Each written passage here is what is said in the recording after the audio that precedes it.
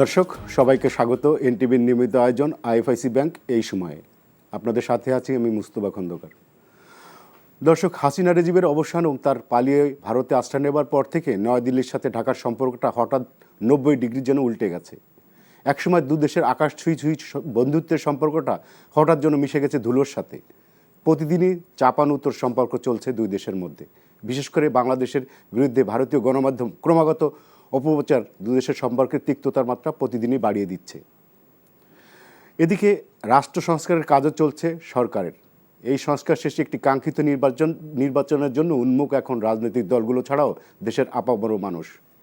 সেই নির্বাচনটা কবে, সব মিলিয়ে কোন পথে যাচ্ছে দেশ, মোটামুটি এসব নিয়েই আমরা আলোচনা করব আজকের এই সময়ের পুরোটা জুড়ে। আলোচনার জন্য আমাদের স্টুডিওতে উপস্থিত আছেন, আমি প্রথমে পরিচয় করে দিচ্ছি, প্রধান সমন্বয়কারী গণসংহতি আন্দোলনের জোনায়েদ সাকি এবং ডাক্তার জাহিদুর রহমান, সদস্য নির্বাচন ব্যবস্থা সংস্কার কমিশন। আমি সাকি ভাই আপনাকে দিয়ে শুরু করতে চাই আমাদের আজকের আলোচনা। আমরা দেখলাম যে ভারতের সাথে আমাদের সম্পর্কটা আসলেই খুব খারাপ যাচ্ছে এবং তলানিতে যে পৌঁছেছে এরকম কথা বললেও কটূক্তি হবে না। এবং এর মাঝখানে মিডিয়া একটু ওদের মিডিয়া আরও বেশি বাতাস দিচ্ছে সম্পর্কটা যাতে তিক্ততার পর্যায়ে চলে যায় এবং নানা ধরনের গুজব তারা ছড়াচ্ছে। এরই মাঝে আপনার ভারতের পররাষ্ট্র সচিব বাংলাদেশে আসলেন, প্রধান উপদেষ্টার সঙ্গে দেখা করলেন, পররাষ্ট্র সচিবের সাথে আমাদের পররাষ্ট্র সচিবের সাথে বৈঠক করলেন। সব মিলে কি আমরা কি আশা করতে পারি যে সম্পর্কটা ঠিক আগের মতো না হলেও উন্নতির দিকে যাচ্ছে? ধন্যবাদ আপনাকে, আমার সহ-আলোচক ডক্টর জাহিদুর রহমান সহ যারা দেখছেন সবাইকে সালাম এবং শুভেচ্ছা জানাই। দেখুন, বাংলাদেশের একটা রাজনৈতিক পরিবর্তন ঘটেছে এবং সেটা জনগণের বিপুল অংশগ্রহণের মধ্য দিয়ে। তো এই পরিবর্তনটা তো আমাদের অভ্যন্তরীণ একটা ব্যাপার। ভারতের দিক থেকে এইটার প্রতি এই পরিবর্তনের সাথেই খাপ খাইয়ে নেওয়ার ব্যাপারটি তাদের পররাষ্ট্রনীতির অংশ হওয়ার কথা ছিল। তো এটা তো একটু মনে হবে যে আমরা একটা ব্যাকরণসম্মত কথা বললাম, কিন্তু ব্যাকরণেরই তো আশেপাশে থাকতে হয়। যদি খুব বেশি আপনি ব্যাকরণ লঙ্ঘন করেন তখন তো পরিস্থিতিটা আসলে খারাপের দিকেই যাবে অথবা একটা বড় আকারের পরিবর্তন ঘটবে। আমরা যেটা দেখতে পাচ্ছি সেটা হচ্ছে যে ভারত একটা বৈরী আচরণের দিকে যাচ্ছে, বিশেষত ভারতের মিডিয়া এবং বলা চলে ভারতের সরকার দায়টা তার উপরেও পড়ে। কেননা বিজেপির যে একটা রাজনীতি সেইটা বিশেষভাবে তাদের পশ্চিমবঙ্গে এসে যে রূপ নিচ্ছে এবং সেটা বাংলাদেশের অভ্যন্তরীণ অবস্থা সেখানে যে প্রভাব বিস্তার করছে এবং এটাকে তারা যেভাবে তাদের অভ্যন্তরীণ রাজনীতির ইস্যু হিসেবে দেখছে, তাতে এটা খুব পরিষ্কার যে এই দুইয়ের মধ্যে একটা যোগসাজশ আছে। এখন তারা যেটা করছে সেটা হচ্ছে বাংলাদেশের বিরুদ্ধে একটা চূড়ান্ত রকমের অপপ্রচার। 5ই আগস্টের পর থেকে বাংলাদেশে যে ধরুন পুলিশ নেই, রাষ্ট্রের প্রতিষ্ঠান অনেকগুলো ভেঙে পড়ার উপক্রম হয়েছে, 3.5 দিন কোনো সরকার ছিল না, একটা সরকার এমন একটা ভঙ্গুর অবস্থায় দায়িত্ব গ্রহণ করেছে, তারা রাষ্ট্র পরিচালনা করছেন, প্রতিষ্ঠানগুলো গুছিয়ে তুলতেই তাদের সময় লাগছে। এই অবস্থার মাঝখানে কিছু ঘটনা যে ঘটেনি তা না, এটা রাজনৈতিক ঘটনাই বেশিরভাগটা, যে যারা এতদিন অত্যাচার করেছে তাদের উপর অনেক মানুষের ক্ষোভ ছিল, সেই ক্ষোভটা ইয়ে করছে। আমরা প্রত্যেকটি ঘটনার তদন্ত চেয়েছি এবং আমরা ঘটনাগুলো বিশেষত হিন্দু সম্প্রদায়ের উপরে যে কিছু হামলার জায়গা, মাজারে হামলা, পাহাড়ে সমস্যা, এই সমস্ত কিংবা নারীদের উপরে হেনস্থা, এই বিষয়গুলোকে আমরা তদন্ত করতে বলেছি। কারণ এই ঘটনাগুলোর যে এখন ব্যবহার আমরা দেখছি তাতে এইটা প্রায় মানে অনুমান করা খুব অযৌক্তিক হবে না যে এই ঘটনাগুলোর পেছনে এই পতিত শক্তির একটা ভূমিকা ছিল অথবা তাদের কারো না কারো দোসরদের সহযোগিতা ছিল। কেননা এইটার যে ব্যবহার এখন তারা করছে সেইটাই তাদেরকে সেই জায়গাটা বলে দেয়। এখন তারপরেও আমরা প্রত্যেকটি ঘটনার তদন্ত চাই এই কারণে যে এটা বের করা দরকার, আর 2 হচ্ছে প্রতিকারের জায়গাটা দরকার। যারা এর জন্য দায়ী তাদের অবশ্যই বিচারের আওতায় আনতে হবে এবং মানুষের নিরাপত্তা নিশ্চিত করা সরকারের একটা দায়িত্ব, এটা আমরা সবসময় বলছি। কিন্তু আপনি যদি তুলনা করেন যে 4 দিন সরকার নেই, একটা ভঙ্গুর রাষ্ট্র ব্যবস্থা, সেইটার মধ্যে যে দায়িত্ব নিয়ে যতটুকু এখন পর্যন্ত বাংলাদেশের মধ্যে অবস্থা আছে, তাতে আওয়ামী লীগ আমলের চাইতে তো আমরা অনেক অনেক নিরাপদ জায়গাতে আমরা আছি। বিশেষত আমাদের দেশের সব ধরনের মানুষের ক্ষেত্রে, ধর্মীয় সম্প্রদায় বলেন, জাতিগত দিক থেকে বলেন, নারীর দিক থেকে বলেন। আবারও বলছি যে এর মানেই না আমি ঘটনা আড়াল করতে বলছি। প্রতিটি ঘটনাকে আমরা কোনোভাবে ধামাচাপা দেওয়ার পক্ষে নই, বরং প্রত্যেকটি ঘটনাকে যথাযথ তদন্ত করতে হবে, তাদের দোষীদের আনতে হবে এবং আমরা যে এই বিষয়ে ট্রান্সপারেন্ট সেই জায়গাটা আনতে হবে। কারণ আমরা লক্ষ্য করছি যে এর একটা উদ্দেশ্য আছে। পশ্চিমা বিশ্বে পরিষ্কার করে এই জিনিসগুলো প্রচার করার চেষ্টা করা হচ্ছে, বাংলাদেশকে একভাবে চিত্রায়িত করার চেষ্টা করা হচ্ছে। তার মানে এই যে রাজনৈতিক উদ্দেশ্যটা, সেটা বরং ধামাচাপা দিতে গেলে আমরা বরং অনেকের এই তারা যা তৈরি করতে চাচ্ছে, ডিসইনফরমেশন যুদ্ধ চাপিয়ে দিয়েছে, সেটাই বরং কিছুটা পাবে, হালে পানি পাবে। ফলে আমাদের দিক থেকে খুব স্পষ্ট হওয়া দরকার বাংলাদেশে। এটা আমরা প্রধান উপদেষ্টার সাথে যখন আমাদের রাজনৈতিক দলগুলোর মত বিনিময় হয়েছে, সেখানে আমরা পরিষ্কার করে বলেছি যে এইটা তদন্ত এবং আমরা প্রত্যেকটি বিষয়ে খুব সুস্পষ্ট অবস্থান নেওয়া এবং জনগণের নিরাপত্তার নিশ্চিত করা। এখন দেখুন বাংলাদেশের মানুষের বর্তমান অবস্থাটা কি। চট্টগ্রামে ওই রকম পরিকল্পিতভাবে একজন মুসলিম আইনজীবী, আমি মুসলিম কথাটা ব্যবহার করতে বাধ্য হচ্ছি কারণ এটার একটা কি বলে যে ভূমিকা রয়েছে, একজন মুসলিম আইনজীবীকেই হত্যা করা হলো এবং এমন নৃশংস কায়দায় হত্যা করা হলো যেটাকে কেন্দ্র করে যাতে মুসলিমদের মধ্যে উত্তেজনা সৃষ্টি হয় এবং তারা হিন্দু সম্প্রদায়ের বাড়িতে হামলা করে। কারণ যেহেতু ইসকনের ব্যানারে সেটা করা হয়েছে এবং ইসকনের ব্যানারে আপনি ছাত্রলীগ যুবলীগের পেয়েছেন, ফলে এইখানে একটা উস্কানি দিয়ে হিন্দু সম্প্রদায়ের উপর হামলার ঘটনা ঘটানোর চেষ্টা করা হয়েছে। আমি শেষ করে এটা বলি যে যেমনটা ঠিক শেখ হাসিনা বলেছিলেন ডোনাল্ড ট্রাম্পের ছবি নিয়ে হামলা হলে সেই সব ছবি তারা পাঠিয়ে দেবেন, ওই রকম ছবি ভিডিও যাতে পশ্চিমা দেশে পাঠানো যায়। এরপরও চট্টগ্রামবাসী যে ধৈর্য, যে সংহতি, যে সম্প্রীতি এবং ঐক্যের জায়গা দেখিয়েছেন, যে নিরাপত্তার জায়গা দেখেছেন, সেটা পুরো বাংলাদেশের শক্তি। আজকে ওইটাই কিন্তু বাংলাদেশ। ফলে যা করা হচ্ছে প্রচারণা, সেটা যে ফেক, সেটা তো ইতিমধ্যে প্রায় 60টির মতো গণমাধ্যম চিহ্নিত হয়েছে। এই সবগুলো জায়গাতে বাংলাদেশের দিক থেকে এই সত্য নিয়ে লড়াই করা, অসত্যের বিরুদ্ধে সত্য নিয়ে লড়াই করা দরকার, সাম্প্রদায়িক উস্কানির বিরুদ্ধে সম্প্রীতি নিয়ে লড়াই করা দরকার, যেমনটা আমরা ফ্যাসিবাদের বিরুদ্ধে গণতন্ত্র নিয়ে লড়াই করছি। এবং সেই কারণে আমরা বলি যে আমরা বলেছি যে আমাদের দিক থেকে ভারতকে স্পষ্ট বার্তা দেওয়া দরকার, আগের নতজানু বাংলাদেশ আর আপনারা দেখবেন না।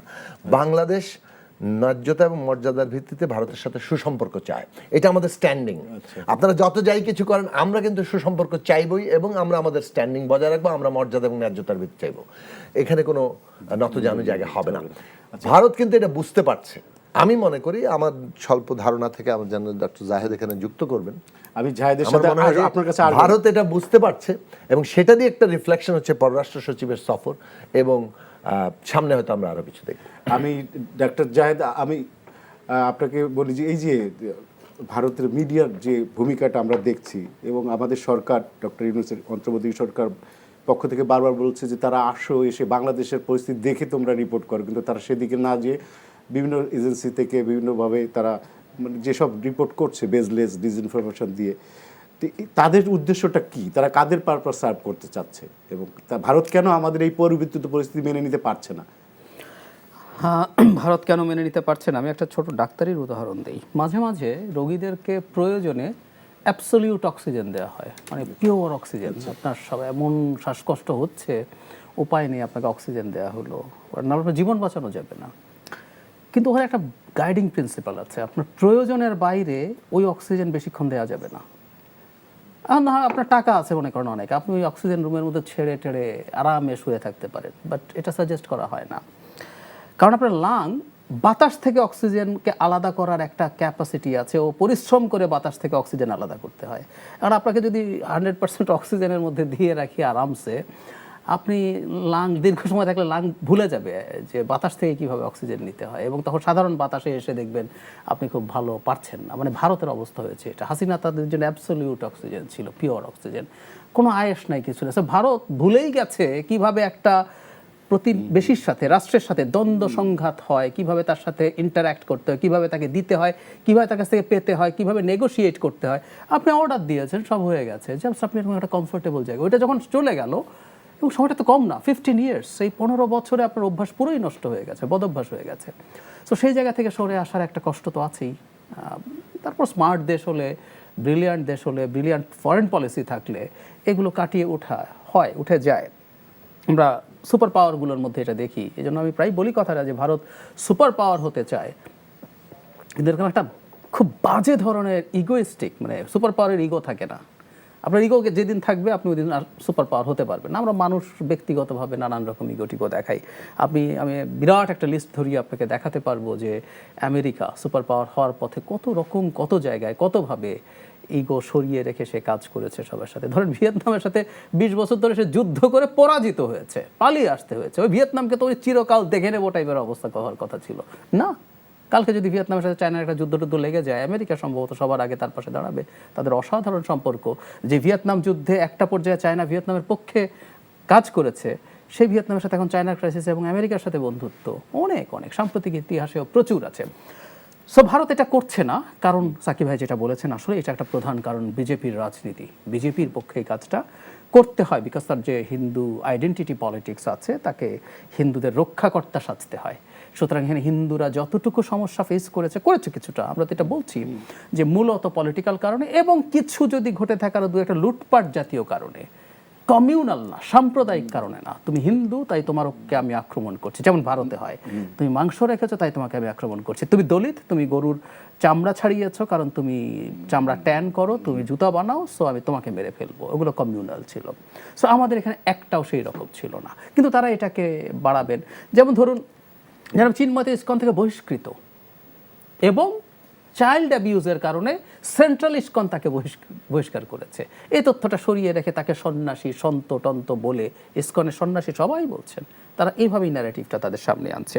তাহলে কেন করছে? কারণটা খুব সোজা, সেটা হলো নরেন্দ্র মোদী এখন সারা পৃথিবীতে খুব আলোচিত একজন ক্যারেক্টার। সেটা হচ্ছে পৃথিবীতে এই মুহূর্তে আলোচনার জায়গা হচ্ছে ভালো নির্বাচনের মাধ্যমে নির্বাচিত হয়েও পৃথিবীতে কতগুলো ডিকটেটর মাথা চাড়া দিচ্ছে। জাহিদুর রহমান, আপনাকে শেষ করতে বলছি। আপনি বিরতির আগে বলছিলেন যে ইন্ডিয়া বাংলাদেশের সম্পর্কের বিষয়টা, আপনি বলছিলেন যে খুব সহজে আগে পেত, এখন সেটা হচ্ছে না বলে তারা বিষয়টা মেনে নিতে পারছে না।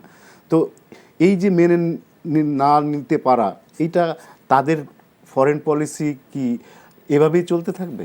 মানে তারা আমি মনে করি না তাদেরকে মানে পানি ঘোলা করে খাওয়ার একটা ব্যাপার আছে না, কারা যেন পানি ঘোলা করে খায়, তো ওরা প্রায় পানি ঘোলা করে খায় এবং সেটা খেতে হচ্ছে। কারণ পররাষ্ট্র সচিব আসা নিয়ে ভারতের মধ্যে প্রচুর অ্যাগ্রেসিভ কথাবার্তা শুনেছি যে কেন এখন পররাষ্ট্র সচিবকে যেতে হবে, তারাই বলছেন। বাট উনি এলেন এবং আমি ওনার বক্তৃতা তো ঠিক না, সাংবাদিকদের সাথে যে ব্রিফ করছেন সেটা খুব খুঁটিয়ে খুঁটিয়ে দেখেছি। এবং আমি শুধু বক্তব্য বা কন্টেন্ট না, ওনার এক্সপ্রেশনস, ওনার ভয়েসের ইনফ্লেকশন, সব কিছু দেখে মনে হলো যে না, আসলে ওনারা মিন করছে এবং এটা করতে হবে। আসলে কোনো উপায় নেই, কারণ বাংলাদেশের সাথে সম্পর্ক যদি ক্ষতিগ্রস্ত হয়, দুটো সমস্যা। তার অর্থনৈতিক ক্ষতি যেমন আছে, যেমন ধরুন বলছে মাত্র, ওরা খুব ভাব নিয়ে বলছে যে $13 বিলিয়ন মাত্র এক্সপোর্ট করে কি আসে যায়, ইত্যাদি ইত্যাদি। না, এটা 13 বিলিয়ন না, এটা ওদের দেশে আমরা যে টাকা খরচ করে আসি চিকিৎসা, শিক্ষা, শপিং, কলকাতায় তো আমরা দেখছি রাস্তা এখন। জি, এবং শুধু সেটা না, বাংলাদেশে বসে বসে বিলিয়ন বিলিয়ন ডলার, অঙ্কটা বিটুইন $5 and $10 বিলিয়ন তারা নিয়ে যায়। আরও জরুরি কথা আছে, খেয়াল করুন ভারতের কত স্ববিরোধিতা তাদের ফরেন পলিসিতে। আমেরিকা যখন শেখ হাসিনাকে চাপ দিচ্ছিলেন একটা ভালো নির্বাচনের জন্য, তখন ইন্ডিয়ার থিঙ্ক ট্যাঙ্কের লোকজন, সো-কল্ড, ওদের কোনো থিঙ্ক ট্যাঙ্ক নিউট্রাল সেরকম আছে কিনা জানি না, তাও বিজেপির প্রোপাগান্ডা, তারা সব কিছু দখল করেছে। কিন্তু তারা একটা কথা বলার চেষ্টা করেছে, আমেরিকা যত বেশি শেখ হাসিনাকে চাপ দেবে, সে এই চাপের ফলে চায়নার কাছে চলে যাবে। জুজুর ভয়, চায়নার ফুটপ্রিন্ট, মানে তারা এই কথা বলতো জিওপলিটিক্যালি যেটা বলা হয় যে তুমি চায়নার ফুটপ্রিন্ট কমানোর জন্য শেখ হাসিনাকে চাপ দিয়ে নির্বাচন দেওয়াতে চাচ্ছ, কিন্তু র্যাদার এটা মিসফায়ার করবে, ব্যাকফায়ার করবে, করে এটা আসলে আরো চায়নার দিকে চলে যাবে, তাই তো? যদি তা হয়ে থাকে, তাহলে যে ডক্টর ইউনূসকে চাপ দেয়া হচ্ছে, তার রেজাল্ট কি হবে?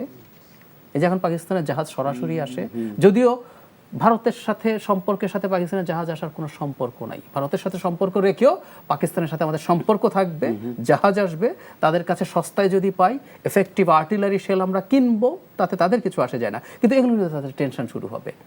চায়না তার সম্পর্ক ডেভেলপ করার চেষ্টা করছে খুব সিরিয়াসলি, বেগম খালেদা জিয়ার সাথে দেখা করেছেন, বিএনপি জামায়াতের নেতাদেরকে ডেকে নিয়ে যাচ্ছেন, খাতির করছেন, ব্রিফ করছেন। সো এটাও তাদের একটা বিরাট ভয় আছে। সুতরাং এত সোজা না সব কিছু, আপনি চাপ ক্রমাগত দিতে থাকবেন, ওই ভয়ও আছে, এবং এই ভয়টাও আবার তাদের মিডিয়াতেই কেউ কেউ আলাপ করছেন। সব কিছু মিলে তাদেরকে আসলে আসতে হবে, তবে তার একটা মৌখিক রেটরিক মিডিয়াতে থাকবে তার ডোমেস্টিক পলিটিক্সের কারণে। এটার কারণ কি? হিন্দুত্ববাদী, আপনি যত বেশি হিন্দুত্ববাদী করতে পারবেন, যেমন ধরুন পশ্চিমবঙ্গের বিধানসভা নির্বাচন 26 সালের মার্চ এপ্রিলে, এর আগের নির্বাচনে জান দিয়ে লড়েও পারে নাই মোদি পশ্চিমবঙ্গের ইলেকশনের ক্যাম্পেইনে 19 বার গেছে কোভিড প্রোটোকল ভেঙে। উনি এত সিরিয়াস ছিলেন। আর এর পরের দুই গুরুত্বপূর্ণ ব্যক্তি অমিত শাহ এবং যোগী আদিত্যনাথ ওখানে 1.5-2 মাস পড়েছিলেন, but they failed utterly. So তাদের একটা সিরিয়াস চাওয়া আছে। এবং শুভেন্দুর অ্যাটিটিউড দেখছেন তো, হ্যাঁ, তার কিন্তু history- মমতাও তো একটু পাল্লা দিচ্ছে। ওই কারণেই কারণ এইটা নিয়েই তাদের জনগণকে পোলারাইজ তারা করে ফেলতে পেরেছে। এবং মমতা তার জায়গা থেকে এখন কিছু রেটরিক, আমি মমতার এগুলোকে উচিত হয়নি, আমরা প্রতিবাদ করব, কিন্তু উনিও এটা আসলে ওই রাজনীতির কারণে রেটরিকটা জাতিসংঘের বাহিনী পাঠানো নিয়ে ব্যবহার উনি করেছেন। তো সবসময় মুসলমানদের প্রতি একটা সিম্প্যাথিস্ট একটা নেত্রী ছিল। এবং আমরা মনে করব শেখ হাসিনার বিরুদ্ধেও, তার অপশাসনের বিরুদ্ধেও মমতা ব্যানার্জি ছিল, প্রথম দিকে কিন্তু ছিল। কিন্তু এটাই হলো এই আইডেন্টিটি পলিটিক্সের প্রবলেম। আপনি জায়গাটা এমন করে ফেলেন, অন্যদেরকেও কিছুটা না কিছু রেসপন্ড করতে হয়। সো তার অভ্যন্তরীণ রাজনীতির জন্য করবে। এবং আমি আরেকটা কথা বলে একটু শেষ করি এই পর্যায়ে, ভারতগত নির্বাচনে হিন্দুত্ববাদের কার্ড খেলেছিল। তারা বাবরি মসজিদের জায়গায় মন্দির করেছে, এমনকি কমপ্লিট হওয়ার আগে সেই মন্দির উদ্বোধন করা নিয়ে তাদের সর্বোচ্চ ধর্মগুরুরা সেটাকে বয়কট করেছে, কিন্তু নির্বাচনের জন্য সে এটা করেছে। আচ্ছা, ওটা করার পর তার তো নির্বাচনের ফল আগের চেয়ে খারাপ হলো। তখন বিজেপি কি করতে পারে? একটা রাজনৈতিক দলের মানুষের কাছে ভোট চাওয়ার দুটো পথ আছে। একটা হলো আপনি এই আইডেন্টিটি দিয়ে ভোট চাবেন, আমরা বীর বাঙালি, অস্ত্র ধরো, বাংলাদেশ স্বাধীন করো, এটা একটা আইডেন্টিটি পলিটিক্স, কিন্তু আপনি অন্যদেরকে আদার করছেন। এটা একটা হিন্দুত্ববাদ। আর একটা হচ্ছে ওয়েলফেয়ার, আমি তোমার জন্য ভালো করব, তোমাকে ভালো স্বাস্থ্য দেবো, শিক্ষা দেবো, ভালো খাওয়াবো। তো বিজেপি 10 বছর থেকে তো এটা পারে নাই। সো ওয়েলফেয়ারের বয়ান ও আর আনতে পারবে না, তাকে কিন্তু এই হিন্দুত্ববাদকে আরো বাড়াতে হবে। সো ভবিষ্যতে এটাকে আমরা আরো বাড়তেও দেখতে পারি। ধন্যবাদ। আমরা একটু এই প্রসঙ্গ একটু চেঞ্জ করি।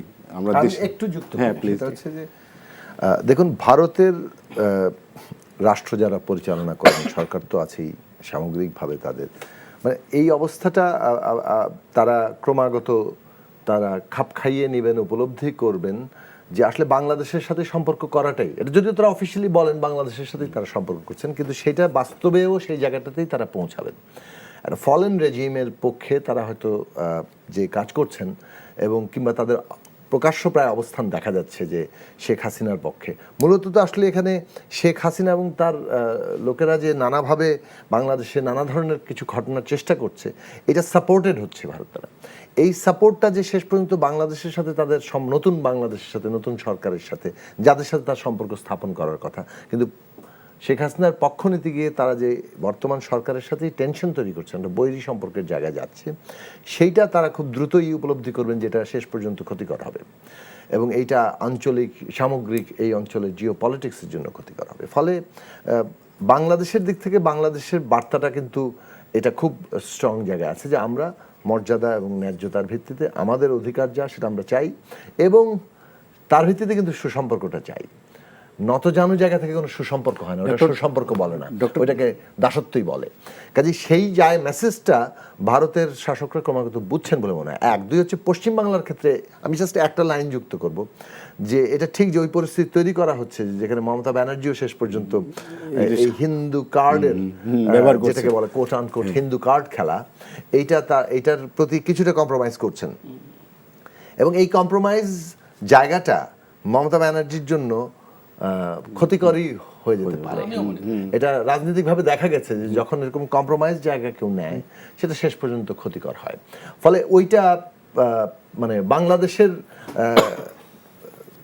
প্রশ্নটা বাংলাদেশেরই ডিল করা উচিত, তারা নিজেদের রাজনীতি নিয়ে চিন্তা করা উচিত, এবং সেই জায়গাটা যে মানে শুভেন্দু অধিকারী অতিক্রম করছেন, এবং তিনি যে আসলে সম্পূর্ণভাবে একটা ফলস মানে অনেকগুলো জিনিসের উপর দাঁড়িয়ে একটা কার্ড খেলে তার রাজনৈতিক ফায়দা নিতে চাইছেন, এটা খুব দ্রুতই মানুষের সামনে এক্সপোজড হয়ে যাবে। এবং আমরা যেটা বাংলাদেশের জনগণের কাছে চাই, আমাদের সেই এমন একটা নতুন যাত্রা তৈরি করা দরকার। আমাদের ফরেন পলিসি কী হওয়া উচিত, সাউথ এশিয়ান প্যারামিটারে আমাদের মানে এটা তো আছেই, বাট আমরা এইখানেই সীমাবদ্ধ না, কিন্তু বাংলাদেশের সামনে হচ্ছে যে গ্লোবাল সাউথের, দক্ষিণ বিশ্বের একটা নেতৃস্থানীয় দেশ হওয়ার সম্ভাবনা। ওইভাবে আমাদের অভ্যন্তরীণ রাজনৈতিক যে গঠন সেটা হওয়া দরকার, আমাদের অভ্যন্তরীণ রাজনৈতিক ব্যবস্থাকে সেই জায়গায় নেওয়া দরকার, আমাদের পররাষ্ট্রনীতিও সেই অনুযায়ী হওয়া দরকার। সেইটা যদি আমরা করতে চাই, তাহলে আমাদের অভ্যন্তরীণ রাজনীতিতে এই জায়গাটা লাগবে, যে আমরা এই উস্কানিতে আমরা পা দিচ্ছি না, আমরা ফ্যাসিবাদকে ডেমোক্রেসি দিয়ে মোকাবেলা করতে পারছি, আমরা সত্যিকার অর্থেই এই সমস্ত মিথ্যা ডিসইনফরমেশন যুদ্ধ এগুলোকে আমরা সত্য দিয়ে মোকাবেলা করতে পারছি, এবং সেটা করার জন্য সত্যি সত্যি আমরা জনগণের মধ্যে সম্প্রীতি এবং ওই জায়গাটা প্রতিষ্ঠা করতে পারছি। তা এবং একই সাথে আমরা যদি ফরেন পলিসির ওই দিশাটা আমরা সামনে আনতে পারি, বাংলাদেশের সামনে যে অমিত সম্ভাবনা, মানে বাকিটা এই অনুযায়ী পরিবর্তিত হতে বাধ্য, মানে দি আদার রিলেশনশিপ। আচ্ছা, আমরা একটু প্রসঙ্গ চেঞ্জ করি। এই যে নির্বাচন, আমাদের ডক্টর ইউনূস সাহেব একটা ক্ষমতা গ্রহণের পরে উনি সংস্কারের উপরে জোর দিয়েছেন এবং 6টা কমিশন কাজ করছে। এই ডিসেম্বরে তাদের রিপোর্ট দেওয়ার কথা, সংস্কার কমিশন সুপারিশ দেওয়ার কথা, ডিসেম্বর প্রায় শেষের দিকে।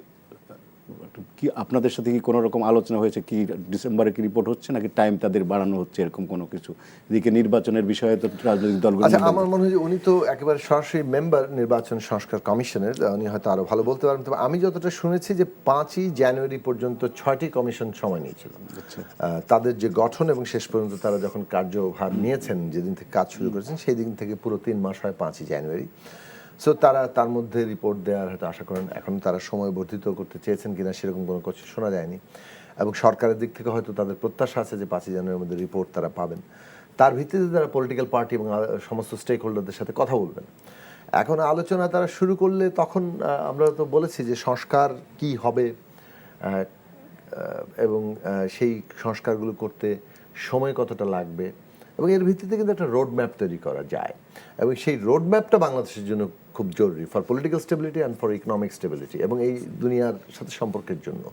সো ওইটা আমাদের রাজনৈতিক স্থিতিশীলতা এবং অর্থনৈতিক স্থিতিশীলতা, বৈশ্বিক সম্পর্ক সবগুলো ক্ষেত্রেই এই জায়গাটা খুব জরুরি। আমি নির্বাচনের রোড ম্যাপ চাই মানে আগামীকাল নির্বাচন চাইছি না, কিন্তু নির্বাচন যখনই হোক টাইম লাইন, রোড ম্যাপ, এইটা পুরো অভ্যন্তরীণ বাস্তবতাকে বেশ ব্যাপকভাবে বদলে দিবে। তো সেই বদলানোর জায়গাটাকে আমার মনে হয় যে সরকার গুরুত্বের সাথে। কিন্তু আমরা দুদিন আগে বিএনপির সংস্কার প্রস্তাব দিয়েছি নির্বাচন কমিশন বিষয়ে, এবং সেই সংস্কার প্রস্তাব দেওয়ার পরে সালাউদ্দিন আহমেদ ওদের কমিটির প্রধান, উনি বলেছেন যে আমাদের এই সংস্কারগুলো শেষ করে 3 থেকে 4 মাসের মধ্যে একটা নির্বাচন দেওয়া কোনো অসুবিধা হওয়ার কোনো কারণ নেই। তো 3-4 মাস, দ্যাটস মিনস আগামী বছর মাঝামাঝিতে ওনার বিএনপির নির্বাচনের আশা করছে। আপনার কাছে কি মনে হয় যে এই সময়টা কি ঠিক আছে নাকি আরও সময়? দেখুন, সময়সীমা নিয়ে আমাদের দল এখনো পর্যন্ত সুনির্দিষ্ট কোনো তারিখ আমরা এখনো ঠিক করিনি। আমাদের মঞ্চেও এই বিষয়ে কোনো আলোচনা হয়নি। তবে এটা নিশ্চয়ই যারা আমরা লড়াই করেছি একসাথে, তাদের সকলের সাথে আমাদের কথাবার্তা হবে। মানে যৌক্তিক সময়সীমাটার ব্যাপারেই আমাদের এখনো পর্যন্ত যৌক্তিকটা আবার নির্ধারিত হবে ইন দি প্রসেস অফ, মানে এই আপনি সংস্কারগুলো কি কতটা আগে করা যাচ্ছে, কোনটা আমরা পরে করছি, এই যে নিয়ে যে ন্যূনতম জাতীয় ঐক্যমত্য সমঝোতা, সেইটাও খুব গুরুত্বপূর্ণ প্রশ্ন। ফলে সেই দিক থেকে ওই জায়গাগুলো নির্ধারণ করে দিবে ঠিক আগে ভাগে। মানে আমরা এটাকে আলোচনার প্রক্রিয়ার মধ্যেই ঠিক হওয়া যাবে বলে মনে করি। ডক্টর জাহেদ, আমরা বিএনপি যে প্রস্তাব দিয়েছে, প্রস্তাবগুলো আপনাদের কাছে, আপনি তো কমিটির মেম্বার, কি কোনো আপনাদের চিন্তাধারার সাথে কোনো করে কিনা, ডিফার করে কিনা? আরেকটা বিষয় হচ্ছে যে আমি একটু বলে দিই যে সংবিধান নিয়ে নানা রকম মত আছে। ধরেন এক পক্ষ চায় সংবিধান পুনর্লেখন, আর এক পক্ষ চায় সংশোধন। বিশেষ করে বিএনপি চায় যে সংবিধান নতুন করে লেখার কিছু নেই, যেসব জায়গায় সংবিধানে বিচ্যুতি ঘটছে সেগুলো ঠিক করলেই হবে। আসলে কোন দিকে যাচ্ছে, মানে কি করা হচ্ছে, মানে দুটো দিকেই আসি। পরেরটার ব্যাপারে আমি আমার ব্যক্তিগত অপিনিয়ন বলবো, আর এখানে নির্বাচন সংস্কার কমিশনের ক্ষেত্রে বিএনপি বা আরও যারা তাদের মত দিয়েছে সংস্কার প্রসঙ্গে, মানে এটা খুব বেসিক যে আমরা আসলে একমত হব না। আমরা যা ভাবছি, তারা যা ভাবছেন, বেশ কিছু ক্ষেত্রে মিল আছে, বেশ কিছু ক্ষেত্রে আবার মিল নেইও। এইটাই নিয়ম। এটা শুধু বিএনপি বলে না, অপর যারা তাদের দিয়েছেন, শুধু তা না, আমরা মত বিনিময় সরাসরি যাদের সাথে করেছি অনেকের সাথেই আমাদের চিন্তা, এমনকি আমাদের যে কমিশনের মেম্বাররা আছে, আমরা যখন আমাদের মধ্যে আলোচনা করছি, কথা বলছি, সেখানেও দ্বিমত হচ্ছে। সো এটা খুব স্বাভাবিক, এটাই হবার কথা। তারপরও আমরা সব কিছুকে নিয়ে, এবং আমি একটা জিনিস যোগ করতে চাই, শুধুমাত্র মানে স্টেক হোল্ডার বলতে আমরা রাজনৈতিক দল, সিভিল সোসাইটি, জার্নালিস্ট, অনেক রকমের সাথে বসেছি। তার বাইরেও একটা গুরুত্বপূর্ণ জায়গা আছে। আমরা হাজার হাজার মন্তব্য, সংখ্যাটা হাজার হাজার, অনেক হাজার, আমরা আমাদের ওয়েবসাইটে, আমাদের ইমেইল অ্যাড্রেসে এবং আমাদের ফেসবুকে, SMS-এ মন্তব্য পেয়েছি এবং কোয়ালিটি সাজেশনস। আমরা খুব অবাক হয়েছি, মানে আমি এটা দেখে যে আমাদের রীতিমতো একজন অফিসিয়াল এটাতে অ্যাসাইন্ড আছেন, যিনি এটাকে সুন্দর মতো করে ফরম্যাটিং করছেন, সাজেশনগুলো কী আসছে সেভাবে প্রেজেন্ট করছেন, খুবই কোয়ালিটি, জাস্ট কোনো রকম। এবং অনেক ক্ষেত্রে এমন হয়েছে যে যেগুলো আমাদেরকে আসলে খুব ভালো আইডিয়া দিচ্ছে যেটা হতে পারে। তো সব কিছু মিলিয়ে আমরা একটা জায়গায় পৌঁছার চেষ্টা করব। আমাদের কাজ মোটা দাগে সবই প্রায় শেষ। আমরা এখন ঢাকার বাইরেও যাব, ঢাকার বাইরের মানুষজন, ওনাদের স্টেক হোল্ডারদের কথা বলে তো আমরা দাঁড়াতে চেষ্টা করব। এবং দিনের শেষে যখন এটা ফাইনালাইজড হবে তখনও নিশ্চিতভাবেই সবগুলো ইস্যুর সাথে, ইভেন আমরা যে রিপোর্টটা ফাইনালাইজ করব সব কিছুর সাথে আমিও শতভাগ একমত হব না, আবার আরও কোনো ইস্যুর সাথে আমার মেম্বারদেরই কেউ হবেন না। সব ব্যাপারটা এইরকমই। এবং এই কারণেই যেটা হয়েছে, আমাদের প্রধান উপদেষ্টা বলেছেন এটা নিয়ে সবার সাথে বসবেন, এবং উনি এভাবে বলেছেন, আমার মনে পড়ে, ধরেন 100টা সংস্কার আছে, যদি বলেন 10টা সংস্কার মানি তাহলে এগুলো করে নির্বাচন, যদি বলে একটাও না মানি দরকার নেই, উনি একটু বিরক্ত হয়ে বলেছেন আমি নির্বাচন দিয়ে দিব, উনি হাতটা এইভাবে করেই বলছেন।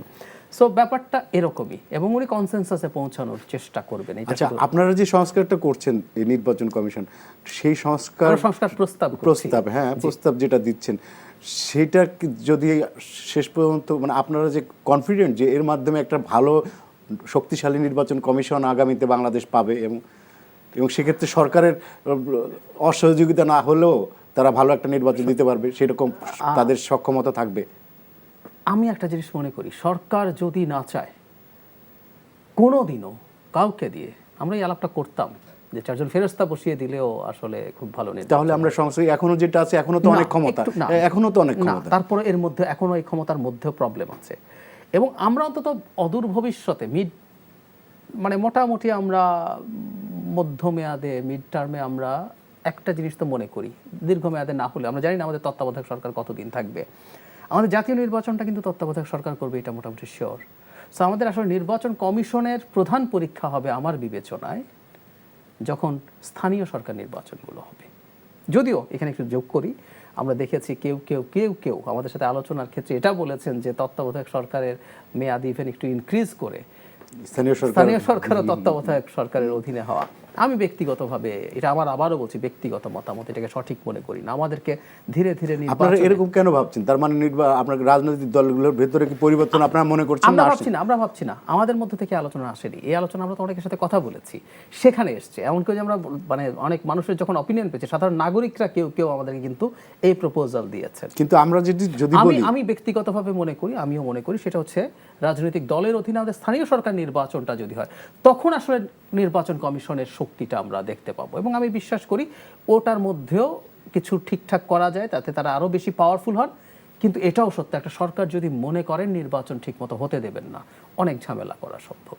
কিন্তু আমরা দেখছি ধরেন এখন প্রধান স্টেক হোল্ডার বিএনপি, যদি একটা সুষ্ঠু নির্বাচন হয় আমরা ধরে নিতে পারি বিএনপি ক্ষমতায় যাবে, কিন্তু তারা যেসব প্রস্তাব দিয়েছে সেই প্রস্তাবগুলো মানলেই তো একটা সুন্দর নির্বাচন হয়ে যায়। তো সেই ক্ষেত্রে রাজনৈতিক সরকারের জন্য আপনার তত্ত্বাবধায়ক সরকার কেন লাগবে? মানে একটা ভালো নির্বাচনের জন্য তত্ত্বাবধায়ক সরকার তো ইনফ্যাক্ট বিএনপি নিজেও চায়। আচ্ছা, তত্ত্বাবধায়ক সরকার বিএনপি নিজেও চায়, এবং তারা দীর্ঘদিন এই লড়াইটাই করেছে। এবং খুবই ভালো কথা যে তাদের ক্ষমতায় যাওয়া প্রায় নিশ্চিত হওয়ার পরও তারা বলছেন তত্ত্বাবধায়ক সরকার চাই। ওনারা এখন আর বলছেন, এমন যদি হতো যে ওনারা এখন বলছে দরকার না, আমরা যেহেতু ক্ষমতায় যাচ্ছি আমরা ভালো নির্বাচন দেবো, তত্ত্বাবধায়ক আর দরকার নেই, ওনারা কিন্তু সেটা বলছেন না। সেটা ওনারা নিজেরাই চাইছেন। বাংলাদেশে এই মুহূর্তে 100% কনসেনসাস আছে। আমি বলি আপনাকে, ধরুন আওয়ামী লীগ, তাত্ত্বিকভাবে ধরছি, নিষিদ্ধ হয়নি এবং তারা নির্বাচনে পার্টিসিপেট করার সক্ষমতা আসলো। আপনি আওয়ামী লীগকে যদি জিজ্ঞেস করেন নির্বাচন কি, এই নির্বাচন না, এই নির্বাচন তো এই সরকারের অধীনে হবে। পরবর্তী নির্বাচন আমরা ধরে নিলাম বিএনপি ক্ষমতায় আছে, তার অধীনে হবে। নির্বাচিত সরকারের অধীনে নির্বাচিত না হওয়া তো খায়রুল হক বলেছে গণতন্ত্রের সাথে সাংঘর্ষিক, অনির্বাচিত সরকারের অধীনে কেন নির্বাচন হবে? আওয়ামী লীগ কি বলবে? বলবে না। আওয়ামী লীগও বলবে তত্ত্বাবধায়ক সরকার চাই। তার মানে বাংলাদেশে এই মুহূর্তে 100% কনসেনসাস আছে। আমি একটা হাইপোথেটিক্যাল আলোচনা, সেই কারণে বলি যে আওয়ামী লীগ তখন কি করবে জানেন? ওই যে আওয়ামী লীগ ওই সময় কোর্টে যে তত্ত্বাবধায়ক ব্যবস্থা নিয়ে যখন আলোচনা চলছে, সেখানে কিন্তু আওয়ামী লীগের সাবমিশন ছিল, তারা কিন্তু খুব তত্ত্বাবধায়ক ব্যবস্থার পক্ষে বলেছিল। এমনকি ওই যে লাস্ট ডে ওহি আসার আগ পর্যন্ত, মানে কোথা থেকে মনে হয় যে কোর্ট আনকোর্ট যে ওহি চলে আসলো, এমনকি আওয়ামী লীগের যে কমিটি করা হয়েছিল, সংসদীয় ওই একটা সংস্কার কমিটি করা, সেই কমিটি পর্যন্ত, এবং 104 জন না 5 জন বিশিষ্ট ব্যক্তি, এভরিবাডি, সবাই তত্ত্বাবধায়ক রাখার পক্ষে ছিল।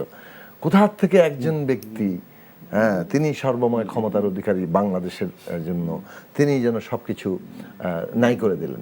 তো এই যে বাংলাদেশে এই ব্যবস্থাটা, তো তখন তারা আবার ওইটাই নিজেদের রেকর্ড বাজাতে থাকবে। কিন্তু ব্যাপারটা এইটাই যে বাংলাদেশে দুইটা প্রশ্ন আমি বলবো। এক হচ্ছে যে নির্বাচনকালীন নিরপেক্ষ সরকার লাগবে। আচ্ছা, আমরা তো মনে করেছিলাম যে অন্তত 3টি থেকে 5টি নির্বাচন লাগবে, এখন তো দেখা যাচ্ছে মোটামুটি স্থায়ীভাবে আনটিল এন্ড আনলেস আমরা কনফিডেন্ট যে এই জায়গায় যাচ্ছি ততক্ষণ লাগবে। এক, দুই হচ্ছে যে, এবং এমনকি নির্বাচনকালীন নিরপেক্ষ সরকারটাও কিন্তু যদি আপার হাউস হয় সেখান থেকে আমরা বিবেচনা করে আনতে পারি যে আনইলেক্টেড কিংবা নন ইলেক্টেড এটার কোনো প্রয়োজনতা নাই। আপার হাউস যেহেতু নানা ধরনের মানুষ ওখানে আসবেন, তারা সেই জায়গায় যেতে পারেন। নির্বাচনকালীন নিরপেক্ষ সরকার লাগবে। আর একটা হচ্ছে যে ইলেকশন, এটা আমাদের পুরো জাতির একটা জায়গায় আসা উচিত যে আমরা কি আসলেই ঠিকঠাক মতো রাষ্ট্র চাই। আমাদের এই যে ইমিডিয়েট পাওয়ার, আমি যদি হেরেও যাই, আমার হেরে যাওয়ার ঝুঁকি নিয়েও আমি বাংলাদেশে একটা সুষ্ঠু নির্বাচনের পক্ষে দাঁড়াবো, এই কারণে যে এইটাই বাংলাদেশের অস্তিত্ব, বাংলাদেশের বিকাশ, সব কিছুর মানে এই মুহূর্তে আমরা নিকট সময়ের চাবিকাঠি। এইটা যদি আমরা কোনোভাবে আবার কেউ কারো মানে ক্ষমতার সমীকরণের উদ্দেশ্যে কোনোভাবে ম্যানিপুলেট করতে যাই, কোনোভাবে নির্বাচন ম্যানিপুলেটেড হয়, তাহলে এই ক্রাইসিস থেকে আসলে আমরা ব্যর্থ হলামই না। এতগুলো শহীদের রক্ত, এবং এইটা মানে আমাদেরকে বড় ধরনের সংকটের মধ্যে ফেলবে, এই অবিশ্বাস। জাহিদ ভাই, আমি আপনার কাছে একটু আসি। সেটা হচ্ছে যে এই যে সংবিধান পুনর্লেখন এবং সংসদের মধ্যে যে একটা ডিবেট ছিল, ওইটা কি মীমাংসা হয়েছে কিনা, এখন কোন দিকে যাচ্ছে তাহলে? এখনো ডিবেট শেষ হয়নি। তবে আমি একটা জিনিস মনে করি, আমাদের যা যা পরিবর্তন দরকার সেটা দুভাবেই করা সম্ভব। এবং আমি প্রায় এই আলোচনায় দেং জিয়াওপিং এর একটা উক্তি ব্যবহার করি যে বিড়াল সাদা না কালো ইম্পর্টেন্ট না, ইঁদুর মারতে পারে কিনা, দ্যাটস মোর ইম্পর্টেন্ট। সো আমাদের সংবিধানটায় প্রবলেম আছে, এবং বিশেষ করে পঞ্চদশ সংশোধনীর পর যেটা দাঁড়িয়েছে, এটা একটা হাস্যকর বস্তু। এটাকে একটা দেশের সংবিধান বলা যায় না। এখন আমি একটু যদি কথা বলি, 17 তারিখ সম্ভবত পঞ্চদশ সংশোধনী চ্যালেঞ্জ করার রায় হচ্ছে, এই 17 তারিখ। আচ্ছা, 17 ডিসেম্বর। আমরা মানে এভাবে বলা যাবে না, কিন্তু আমরা বেসিক যতটুকু বুঝি এটা সম্ভবত বা প্রায় নিশ্চিতভাবে বাতিল হতে যাচ্ছে। কারণ আপনি সংবিধানের সংশোধনের বেসিক কতগুলো ক্রাইটেরিয়া, একটা ছোট উদাহরণ দেয় যে আপনি অনেকগুলো প্রায় 1/3 বেশি সংশোধন অযোগ্য ঘোষণা করে দিয়েছেন। এটা কোনোদিনও আপনি পারেন না, কারণ আপনি ভবিষ্যতের মানে কথাটা এইরকম যে ধরুন মৌলিক অধিকারের ইয়েগুলো আপনি কোনোদিন পাল্টাতে পারবেন না। আজকে থেকে 500 বছর পর বাংলাদেশ টিকে আছে এবং এই সংবিধানে এই ধারাগুলো আছে, নতুন নানান রকম, তখন কি হবে আমরা জানিই না, কিন্তু আপনি এগুলো পাল্টাতে পারবেন। প্রথমত সংবিধান তো জনগণের অভিপ্রায়, তো জনগণের উপরে তো সে উঠতে পারে না। এবং ভবিষ্যতের কারো হাত আপনি, ভবিষ্যতে কোনো পার্লামেন্টের হাত আপনি, ভবিষ্যতের জনগণের হাত আপনি বেঁধে ফেলতে পারেন না। এটা হলো খুবই, যাই হোক, এটা যদি বাতিল হয় 15 বাতিল হলে কিন্তু আমাদের সংবিধানটা আগের জায়গায় ফিরে আসবে। এবং আমি আরেকটু যোগ করি, 13th অ্যামেন্ডমেন্ট যে আমাদের তত্ত্বাবধায়ক সরকার বাতিল হচ্ছে, ওটা চ্যালেঞ্জ করা হয়েছে। আচ্ছা, ওই চ্যালেঞ্জ যদি ওটা রিভিউ চাওয়া হয়েছে, ওটা যদি আবার টিকে যায়, তাহলে কিন্তু একটা ভুল করে অনেকে, তারা মনে করে তাতে স্পন্টেনিয়াসলি ত্রয়োদশ সংশোধনী চলে আসবে, আগের তত্ত্বাবধায়ক আসবে। কথাটা ঠিক না, কিন্তু তত্ত্বাবধায়ক সরকার বাতিল করাটা যে ভুল রায় ছিল সেটা প্রতিষ্ঠিত হবে। কিন্তু এটার আপনা আপনি হবে না, আপনি হবে এই ভুলটা অনেকে করে। আপনি রেস্টোর হওয়া মানে ওই যে ওবায়দুল হাসান, যিনি ছাত্রলীগের 2 নেতাকে নিয়ে ফুল টুল নিয়েছেন, তিনি তত্ত্বাবধায়ক সরকার প্রধান হবে। ইটস নট সংবিধানে ওটা আসলেও তো ওইটাকে বাস্তবায়ন করার প্রশ্ন আছে না, আসবে না। এটাকে ইনফ্যাক্ট নতুন করে আবার এটাকে নতুন করে ইনকর্পোরেট করতে, কিন্তু আমাদের সামনে কেন ইনকর্পোরেট করবো, কারণ ওই খায়রুল হকের ওই রায়টাই বাজে রায় এবং বাংলাদেশে ধ্বংস করার মতো একটা কাজ উনি করেছেন। আমি এই প্রসঙ্গে একটু অফ টপিক হলেও বলি, আমরা শেখ হাসিনাকে খুব চিনি, আমাদের খায়রুল হককেও খুব চিনে রাখা উচিত। এই মানুষটা শুধুমাত্র কিছু বেনিফিট, উনি আইন কমিশনের প্রধান ছিলেন টার্মের পর টার্ম এবং প্রধান বিচারপতির পদমর্যাদায়, এটাও কিন্তু ঠিক না। আপনি প্রধান বিচারপতি হওয়ার পর এই লাভজনক পদে গেছেন, এটাও ইনফ্যাক্ট ঠিক হবে না, কিন্তু আপনি ওরই লোভে একটা জাতিকে, একটা দেশকে ধ্বংস করে দেওয়ার সহযোগী হয়েছেন। যাই হোক, তো এই সব কিছুর পর আমাদের কনস্টিটিউশন মোটামুটি আগের একটা শেপে যদি আসে, এরপরও আমরা দীর্ঘদিন থেকে বেশ কিছু আলোচনা আছে। আমাদের বিচার বিভাগ এখনো কনস্টিটিউশনালি স্বাধীন না, আমাদের আইন বিভাগ বলে কিছু না, আর্টিকেল 70, আর্টিকেল 116, আমাদের লোকাল গভর্নমেন্ট নিয়ে কথা আছে, আমাদের পাওয়ার ব্যালেন্স নিয়ে কথা আছে। এগুলো যদি আমরা ডিসাইড করতে পারি, এটা অ্যামেন্ডমেন্ট করেও করা যায়, এটা রিরাইট করেও করা যায়। কিন্তু রিরাইট করার ক্ষেত্রে একটা মানে কেউ কেউ মনে করেন যে একটা সেকেন্ড রিপাবলিক ঘোষণা করা, সেটা করা, এটা যখন করতে যাবে তখন আরও নানান রকম ইস্যু তৈরি হবে। এটাকে অ্যাভয়েড করার জন্য কেউ কেউ মনে করেন অ্যামেন্ডমেন্টই যথেষ্ট। তবে জরুরি কথা হচ্ছে আমাদের কার্যকর কাজ করার মতো একটা সংবিধান পাওয়ার জন্য যে কোনোভাবে আমরা করতে পারি। পঞ্চদশ সংশোধনীতে সংবিধানের 2/3 আর্টিকেলে কম বেশি পরিবর্তন করা হয়েছে একটা অ্যামেন্ডমেন্ট দিয়ে, সো এটা সম্ভব। আমরা একটা কমেন্ট করি শুধুমাত্র এখন পর্যন্ত যে অবস্থা, তাতে আমাদের কনসেনসাস দরকার। যথাসম্ভব কনসেনসাসের মধ্যে দিয়ে আমাদের পদ্ধতিটা কিভাবে আমরা সংবিধানে পৌঁছাবো। কিন্তু লক্ষ্যটা কি? লক্ষ্য হচ্ছে একটা ডেমোক্রেটিক কনস্টিটিউশন, একটা গণতান্ত্রিক সংবিধান। এবং এই গণতান্ত্রিক সংবিধানটা একটা গণতান্ত্রিক সংবিধান মানেই হচ্ছে যে সংবিধানের মধ্যে জবাবদিহিতা আছে, মানে জনগণ যারা সংবিধানের যার অভিপ্রায় সংবিধান, সেই জনগণের কাছে জবাবদিহিতা জায়গা আছে। ক্ষমতার জবাবদিহিতা হচ্ছে একটা সংবিধানের অত্যন্ত গুরুত্বপূর্ণ প্রশ্ন। তো এখন এই জবাবদিহিতাটা থাকবে যখন আসলে ক্ষমতার একটা সেপারেশন কিংবা মানে ভারসাম্য কিংবা পৃথকীকরণ থাকবে। সেইটা আমাদের লক্ষ্য যদি স্থির থাকে, তাহলে এই আমরা একটা কনসেনসাসে পৌঁছাতে পারবো যে বাংলাদেশের অস্তিত্ব এবং বিকাশের জন্য এটা খুব জরুরি। ধন্যবাদ। আচ্ছা, আমি আরেকটা প্রসঙ্গে যাই, সেটা হচ্ছে যে আপনারা জানেন যে অনেক দিন দুর্নীতি দমন কমিশন ফাঁকা ছিল এবং গতকাল কমিশনের চেয়ারম্যানকে নিয়োগ দেওয়া হয়েছে এমএম ওয়াহিদ। আমি এমএম ওয়াহিদকে ব্যক্তিগতভাবে চিনি, উনি বিমানের এমডি যখন ছিলেন তখন থেকে চিনি। ভদ্র মানুষ, আন্দালিব রাজদীপ নামে উনি লেখালেখি করেন প্রচুর এবং ভদ্র মানুষ। কিন্তু দুর্নীতি দমনে, দুর্নীতি কমিশনের যে ভূমিকাটা, মানে ওনার ব্যাপারে আপনাদের কি কনফিডেন্টটা কতখানি, কি পারবেন? এই আমাদের তো বিশাল একটা দুর্নীতি এখন বড় একটা ফ্যাক্টর, এবং উনি বলেছেন যে রাঘব বোয়াল যারা দেশকে ক্ষতিগ্রস্ত করেছে, দেশকে নষ্ট করেছে, তাদেরকে আমার প্রায়োরিটি, প্রথমেই তাদেরকে ধরবেন উনি। এটা কি কথার কথা হয়ে থাকবে? কারণ আমরা দেখছি যে বড় বড় রাঘব বোয়ালটা কখনোই ধরা পড়েনি আমাদের দেশে। আমি আসলে ব্যক্তিগতভাবে বা কোনোভাবে উনি কি কি ছিলেন, কিভাবে ছিলেন, কি অবস্থায় ছিলেন, অতীত ট্র্যাক রেকর্ডকে আমি জানি না। অতীত ট্র্যাক রেকর্ড, উনি বিএনপির সময় জয়েন্ট সেক্রেটারি ছিলেন, এরপরে 111 পর্যন্ত চাকরি করেছেন। আওয়ামী লীগ 15 বছর ধরে তাকে বসিয়ে রাখছিল, তাকে সিনিয়র সচিব পদমর্যাদায় রিটায়ারমেন্টে দিয়ে এখানে পাঠিয়েছে। আচ্ছা, আমি জানি না, মানে ওই যখন বিএনপির সময় কাজ করেছেন প্রত্যেকেরও তো একটা ট্র্যাক রেকর্ড থাকে, উনি কিভাবে কতটা এফিশিয়েন্টলি কাজ করেছেন, উনি কতটা সৎ ছিলেন, নানান রকম প্রশ্ন আছে। আমি জানি না, এই জন্য বলছি। আরও দুজন কমিশনারের নাম দেখলাম, আমি আসলে তাদের সম্পর্কে কোনো ধারণা রাখি না। কিন্তু আমি একটা জিনিস সরকারের দিক থেকে দাঁড়িয়ে বলতে পারি, যেমন ধরুন যখন নির্বাচন কমিশন তৈরি হয়েছিল, আমাকে কেউ কেউ জিজ্ঞেস করছেন যে আপনি ঠিক তাদের সম্পর্কে জানেন কি না। আমি বললাম না, প্রায় সবার সম্পর্কে আমি তেমন কিছু জানি না, কিন্তু আমি সরকারের সদিচ্ছাকে রিলাই করেছি। এক্ষেত্রেও করেন? আমি করি এই কারণে যে সরকার চাইছেন যে আওয়ামী লীগের বিরুদ্ধে আসলে অনেক অভিযোগ, তার নানান রকম মানবাধিকার লঙ্ঘনের অভিযোগ ছিল, নানান রকমভাবে এই দেশে স্টেট ভেঙে ফেলার, ইনস্টিটিউশন ভেঙে ফেলার অভিযোগ ছিল, এবং একটা বড় অভিযোগ ছিল দুর্নীতি। কেউ কেউ তো ইভেন এমনও বলেন যে এই কমিশনটা অনেক আগে আসলে তৈরি হওয়া দরকার ছিল। তাতে যে লাভটা হতো যে বহু আওয়ামী লীগের মানুষের বিরুদ্ধে ঢালাওভাবে খুনের মামলা দেয়া হচ্ছে, এর চাইতে বরং যদি জেনুইনলি দুর্নীতির মামলা দেয়া হতো, কারণ অসংখ্য মামলায় গত 41 দিন ধরে তো কোনো ফাংশনই ছিল না, কারণ কমিশন ছিল না। একদম। তো সেই যদি হয়ে থাকে, আমি ধারণা করি যে সরকার এটাকেও তার একটা প্রায়োরিটির জায়গা হিসাবে নিশ্চিত করবে, এবং আমি বিশ্বাস করি এবং দেখতে চাই। দুটো ব্যাপার, কমিশন শুধু তৈরি করা ব্যাপার না, কমিশনকে সরকার ঠিকঠাক মতো কাজ করবে এটা সরকার চাইছে কিনা। আমি মনে করি যে এই সরকারের কি কোনো অব্লিগেশন আছে? চাইবে না কেন? চাইবে না, এটাই বলছি, চাইবে না কেন? ওনারা অবশ্যই চাইবেন, এবং আওয়ামী লীগের জেনুইনলি কিছু বিচার। এবং আমি একটু যোগ করতে চাই, শুধু আওয়ামী লীগ না, আমলাদের, উনি আমলা ছিলেন, ওনাকে কিন্তু এই জায়গাটাও মাথায় রাখতে হবে, উনি জানেন কি হতে পারে। আমি একটু সরকারের যে হোয়াইট পেপার প্রকাশ করেছে ডক্টর দেবপ্রিয়র নেতৃত্বে, সেই কমিশনে লুটপাটের ক্ষেত্রে রাজনীতিবিদদের চাইতে আমলাদের হিস্সা বেশি ছিল। আমাদের অভ্যন্তরীণ যে লুটপাট হয়েছে, সো এই ব্যাপারটা মাথায় রাখতে হবে। কারণ ওই ছাগলকাণ্ডের মতিউর কি পরিমাণ সম্পদের মালিক হয়েছে, একটা বেনজির কি পরিমাণ সম্পদের মালিক হয়েছে, সেগুলো তো আমরা দেখলাম, এরকম ভুরি আছে। কিন্তু আমরা একটা জিনিস দেখছি যে এই যে সচিব আমলাদের থেকে বেরোতে পারছে না কোনো সরকারি। আমি টেকনিক্যালি যদি বলি, কিছু কিছু ক্ষেত্রে আমলারা থাকা কাগজে কলমে যদি বলি খারাপ ছিল না।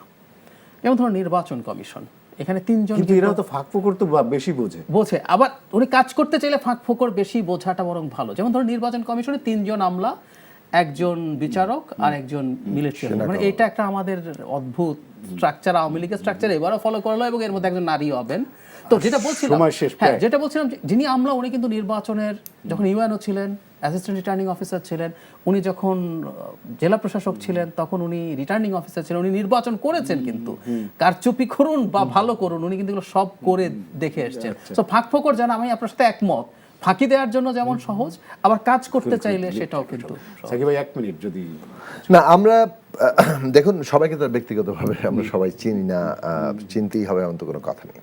মোদ্দা কথা তো একটা সরকারের উপরে সাধারণভাবে আমরা জনগণের যে প্রত্যাশা আছে, যেটা অভ্যুত্থানের উপর দাঁড়িয়ে থাকা সরকার, কাজেই তারা অভ্যুত্থানের যে জন আকাঙ্ক্ষা সেটাকে একটা পরিণতির দিকে নিয়ে যেতে চাইবেন, তাতে সেটাই তাদের অঙ্গীকার। ফলে সে অনুযায়ী রাষ্ট্রের বিভিন্ন প্রতিষ্ঠানগুলো দাঁড়াচ্ছে।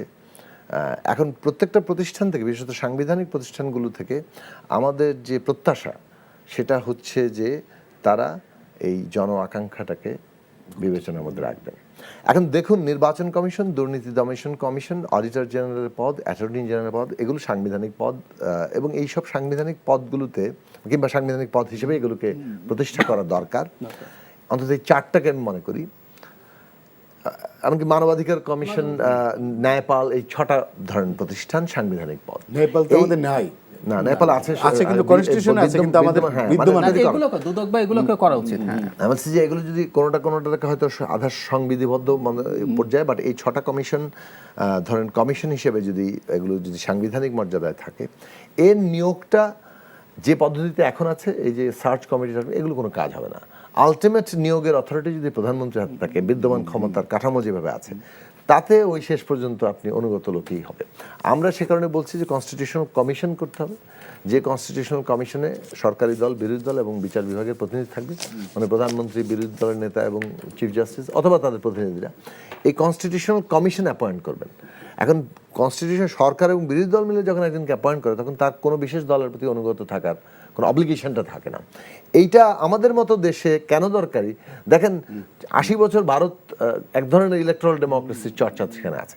সেই দেশেও কিন্তু ন্যায়পাল এবং অবশেষে নির্বাচন কমিশনও এই ধরনের কমিশন গঠনের প্রয়োজনীয়তা দেখা দিয়েছে। তার মানে আপনি গণতন্ত্রের কোনো ফুল প্রুফ সিস্টেম না, আমাদের কিন্তু কোনো প্রাতিষ্ঠানিক কাঠামোই দাঁড়ায় নাই।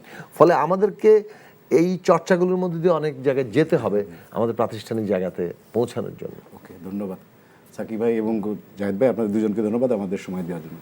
দর্শক, আজ এখানেই শেষ করছি। আমাদের এই অনুষ্ঠানটি পুনরায় দেখতে ভিজিট করুন এনটিভির অনলাইন www.ntvbd.com-এ। সবাই ভালো থাকবেন, ধন্যবাদ সবাইকে, শুভরাত্রি।